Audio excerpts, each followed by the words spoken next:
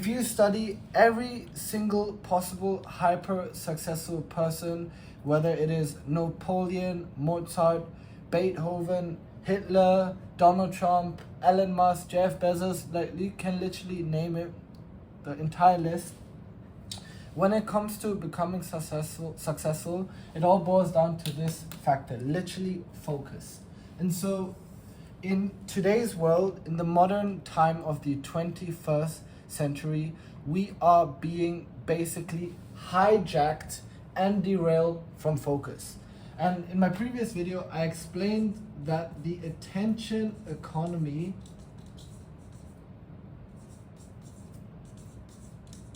which is the driving force of our economy in the digital era, it is programmed and designed in such a way that it wants to hack and hijack your focus. The attention economy is the number one thing that is blocking you from paying attention and essentially focus on what you're supposed to do. And that's the problem, because literally all social media platforms, even commercial food, pollution, and perhaps other type of dopamine stimulating activities, what you guys probably do nowadays, I don't know, pornography, clubs, social life, all of them, because of the engine of economy, has its pure purpose to steal your focus and attention. And it's something that for a long time I've blamed it on the individual. I thought, you know what, if you're a person who can't focus or pay attention or listen or, you know, like literally sit down quietly for hours to get work done, I for a long time did the mistake and blamed it on myself. I always thought that it is the individual's responsibility for them not being able to pay attention. And that to some degree is true, but according to some of the recent literatures that I've been reading about that talks about attention and its correlation towards the economy, the underlying issue is there is a structural problem. Oh gosh, I can't even spell structural problem. So the point is that if many people are facing the same problem, and that's basically the case right now, then it is clearly a structural problem.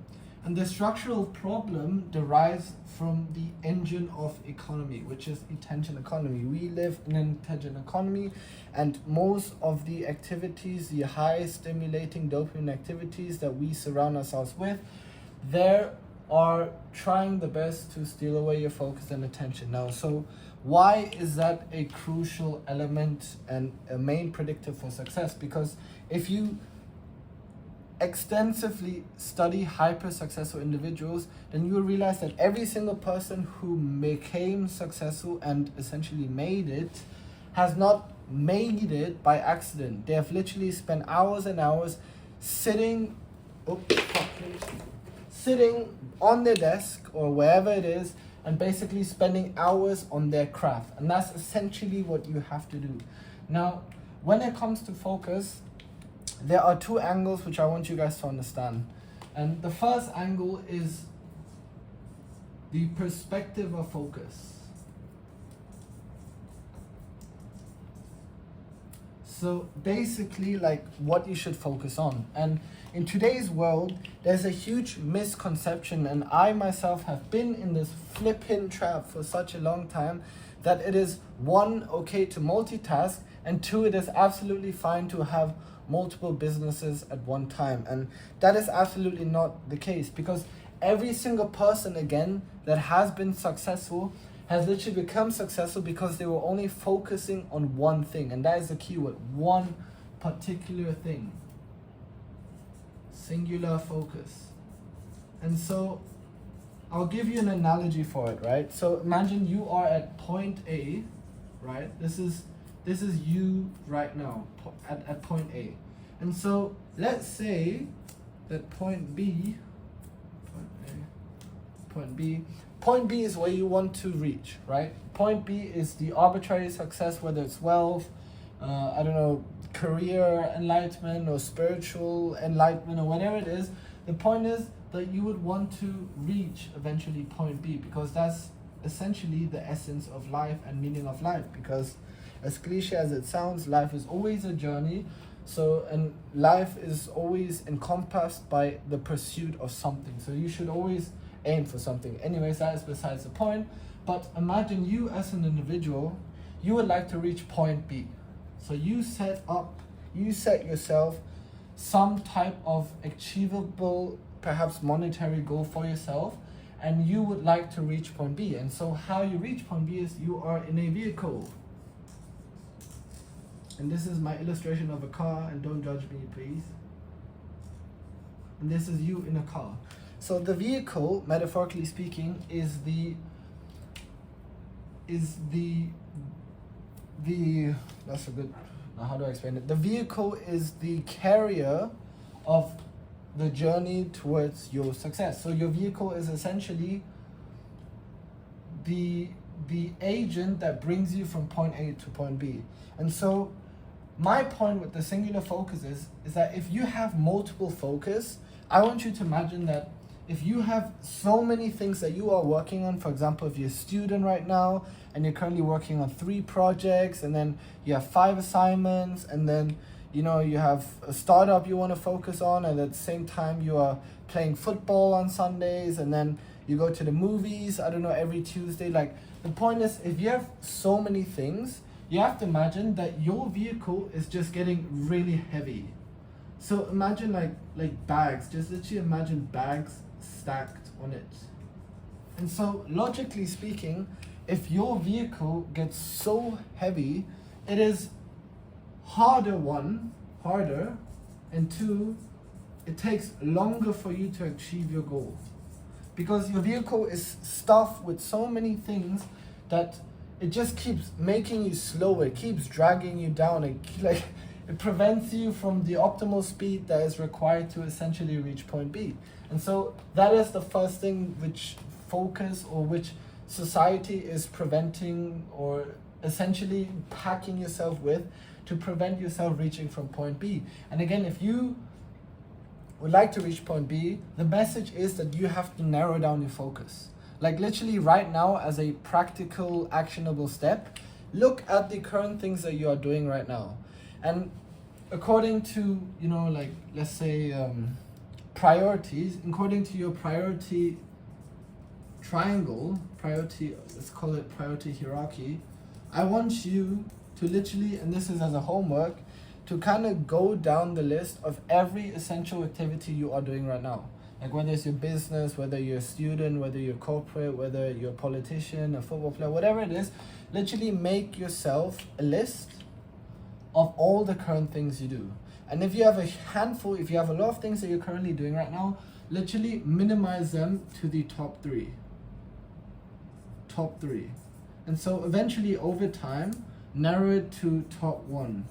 But until you reach that process, I want you to narrow it down to like the top 3 things that you are most like literally the time and attention that is being prioritized the most. And please go through your list and understand whether or not some of the activities are important for your success, and whether or not. I'm not in the position to tell you this, so you can find that out by yourself.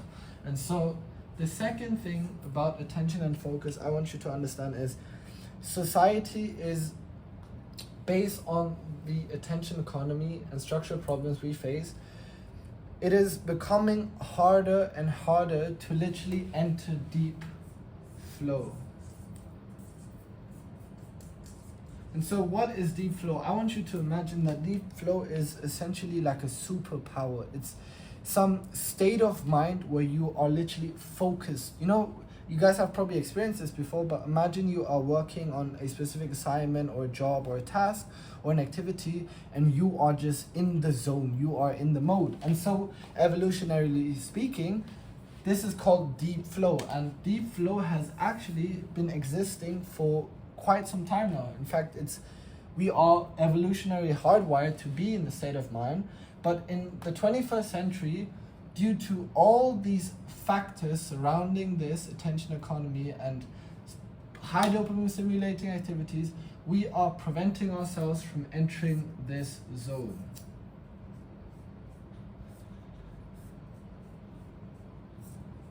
And so in my online community, I explain specifically how you can enter this flow state of mind, literally at will and constantly and all the time. But I'm not going to explain you specifically how you enter the zone. I want you to understand what it is and why it is such an important marker for your success.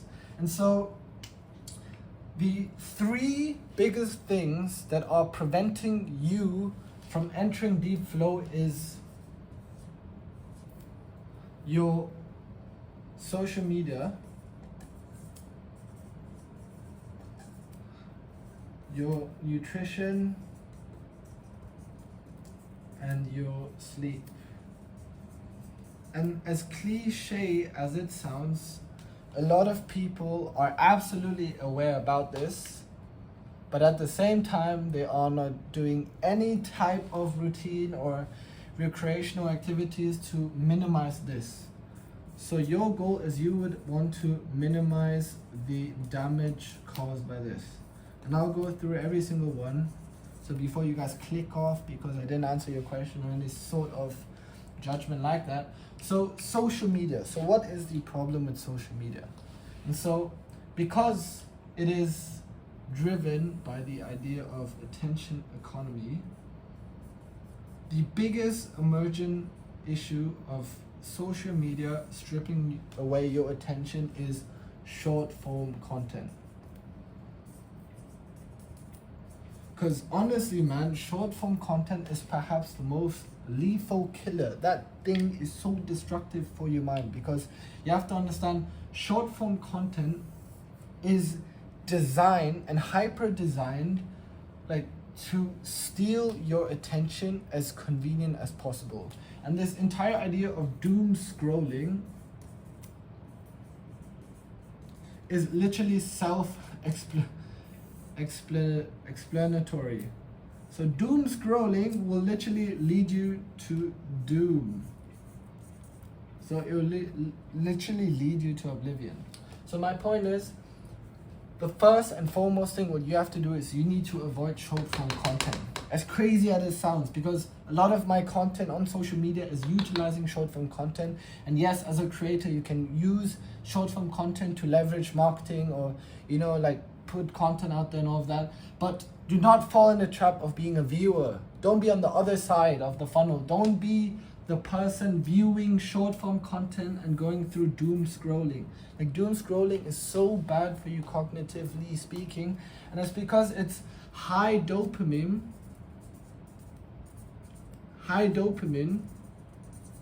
for convenience. Because doom scrolling just requires for you to literally swipe. So it doesn't require a lot of energy. And so it doesn't require a lot of physical energy to, like, you know, scroll, but it requires a lot of brain juice because you are being overstimulated. You are looking, there's a lot of stimulus, there's a lot of stuff happening within short form video that it drains a lot of brain juice. And if you guys remember what brain juice is within the other video, then you will understand that how important brain juice is for your attention and focus. And so this is the problem with doom scrolling. And so I don't want to elaborate on this too much, but literally short form content, minimize it as soon as possible. If you are scrolling every single day, stop it, man. Like literally stop it as soon as possible. Number 2, nutrition. So when it comes to nutrition, I am absolutely particular on 2 specific things: caffeine and sugar. And so let's talk about caffeine first, because caffeine is one of the things that I've been addicted for so long. I've been drinking like 3 to 4 cappuccinos a day. I went to Starbucks, Coffee Bean, Zeus Coffee. I tried different coffees. I was addicted to caffeine a lot.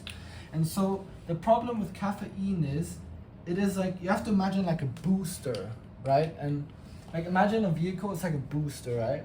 And so the problem with caffeine is that it comes in phases. And so the phases are literally when the caffeine kicks in, you get that slight boost, right?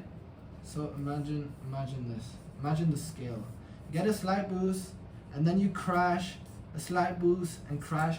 And the problem is, the more often your body and essentially your brain goes through that, boosting and crashing cycle, like your tolerance firstly for caffeine will be higher.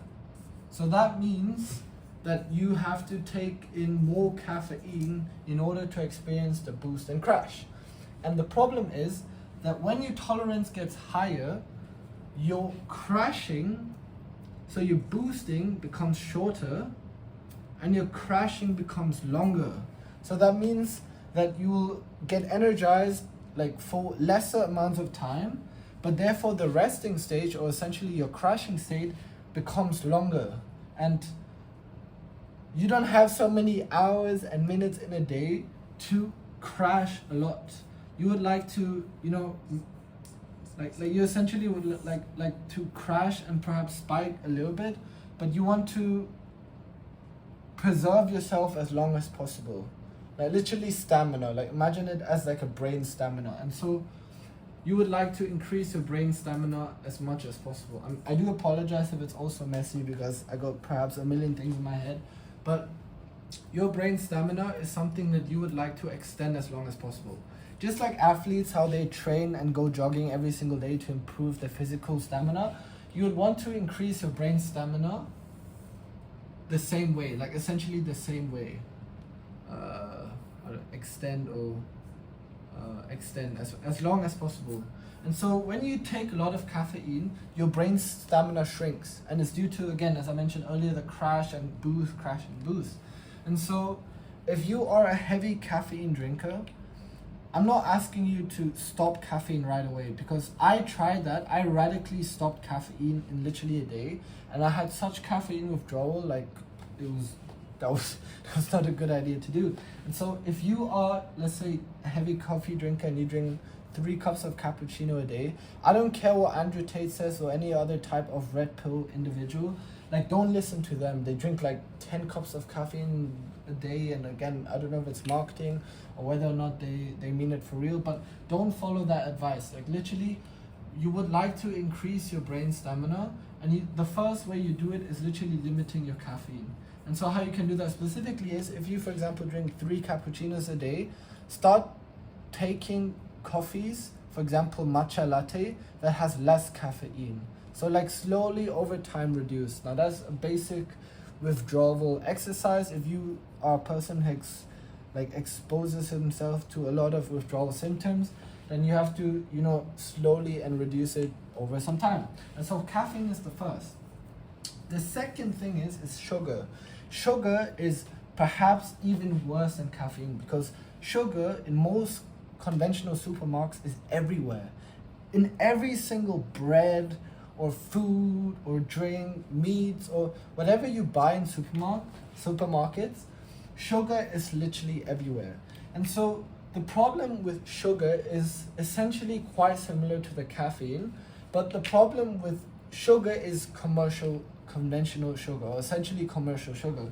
And so the problem with commercial sugar is that these huge companies out there manufacturing like the stuff you eat from supermarkets, whether it's chips or chocolate breads or drinks and flavored iced tea and other juices even, like these huge firms, they are literally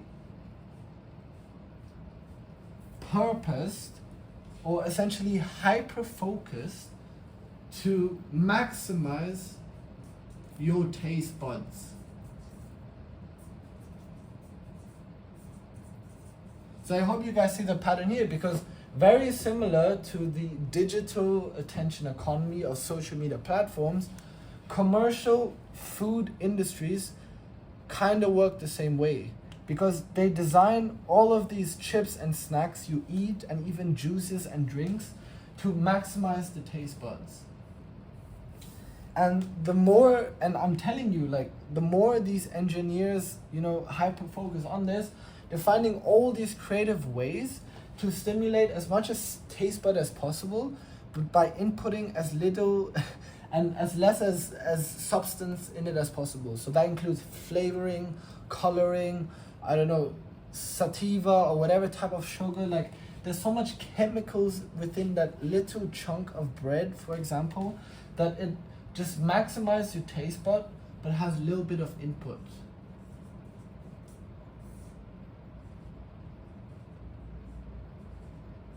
And so the problem with that is, it's because it's according to your dopamine system, and I will make an absolute separate video for this, but according to your dopamine system, you get low sensitivity,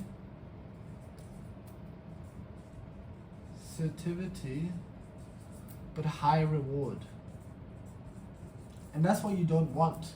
So by being exposed to a hyper concentrated substance, you already experience a high reward, chemically speaking, in your brain. And that's not good, because then your entire tolerance for stimulation when it comes to dopamine is all over the place.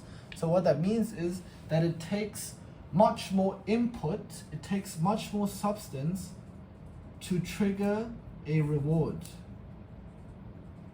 And I hope that you understand that I've put this into abstract terms, because it's not easy, but this is something that you would like to prevent yourself in. And I'll make another video for how the dopamine system works specifically, but essentially this is something that you don't want. And so my point is that sugar, at least in the conventional sense, is something that you want to limit as much as possible. And I'm not asking you to, go into every single cafe and ask for a sugar-free donut. No, my point is, don't overstimulate yourself with commercial sugar. Don't eat too much of that shit, because again, it works the same crash and rest is the same shit essentially. And so caffeine and sugar, when it comes to your nutrition, is a leading cause, for sure, to why you have attention problems. Don't believe me? Check the research, do your own due diligence, and you'll find out how much nutrition affects this brain, this system of yours. Last but not least, sleep. Now, I saw a statistic recently that 30% of British people, Britons, are sleep deprived.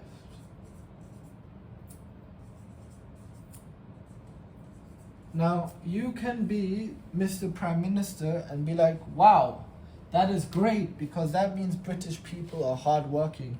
Well, Mr. Prime Minister, it is not great, because people who are sleep deprived are missing out on a particular factor, and that is REM sleep.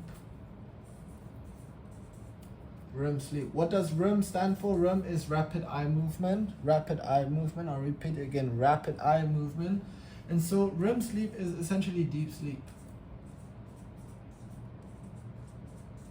And so in my previous video, I described or elaborated on how the brain essentially works. But I want you to understand that during deep sleep, this is where recovery happens. This is where your brain shuts down. That's where deep muscle tissue repair happens. This is where your brain and your body essentially reboots. And so when people are 30% sleep deprived, that means that they're missing out on REM sleep. And that's not good. Because the more sleep deprived you are, and the more the less REM sleep you receive, the less detoxification of your brain happens. Detoxification of your brain. Because what happens when you're in your deep sleep is your brain goes some type of a neurological detoxification. So you have to imagine that throughout all your computing power, like the brain juice, where's the flipping brain juice? Where is it? God damn it. Here. So the brain juice, so in your daily life, imagine if you use a lot of brain juice, you leave something behind, which is the waste. So if you use a lot of brain juice, imagine you're leaving around a lot of wastes, like a lot of leftovers, like, I don't know, just imagine, I call it brain poo. Brain poo. So if you use a lot of brain juice, you get a lot more brain poo. this is true, by the way. I'm not even making this up. So you get a lot of brain juice. I hope you can see this. But when you lose a lot of brain juice, you leave a lot of brain poo. And so the problem is that when you don't enter REM sleep or deep sleep, essentially, your brain doesn't go through this detoxification process. And that's bad, because if it doesn't go through this detoxification, you leave a lot of brain poo in your head. And so you have to imagine, if you have a lot of brain poo in your head, it's like as if you were hungover. If you guys drank before, or I don't know if you're an alcoholic before, you guys will understand how like hangovers feel like, right? And essentially, like having a lot of brain poo in your head is like the same experience like a hangover, but not in the physical sense that you get tired and nostalgic, even though like some of the symptoms are very similar. But the way your brain deals with a lot of brain poo is it like decreases your attention. So it decreases like the chemicals required for more brain juice.